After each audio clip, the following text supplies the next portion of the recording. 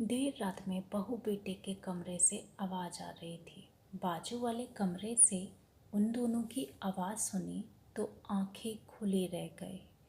बेटा बहू से कह रहा था कि उसकी मुंबई में नौकरी लग गई है, पर वहाँ पर हम तीनों नहीं रह सकते हैं क्योंकि कमरा छोटा है और शहर भी महंगा है और मैं 2 जगह का किराया नहीं दे सकता हूँ।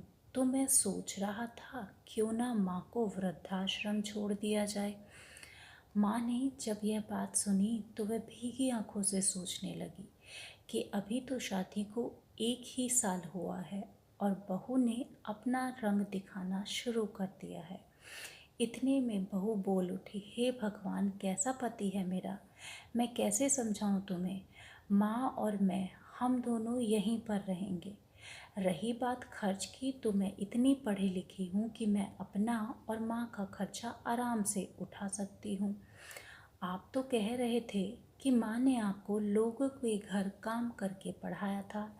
सोचो, अगर उस वक्त माँ ने आपको किसी अनाथ आश्रम में छोड़ दिया होता तो क्या आप आज इस मुकाम पर होते।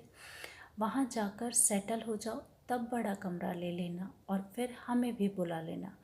माँ परिवार में एक वृक्ष के समान होती है जो छाया भी देती है और फल भी देती है।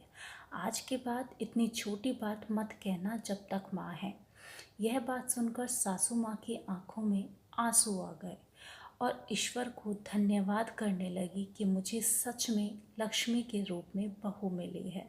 आपको आज की कहानी कैसे लगी है हमें कमेंट में ज़रूर बताइएगा और हमारे चैनल को सब्सक्राइब कीजिएगा। धन्यवाद।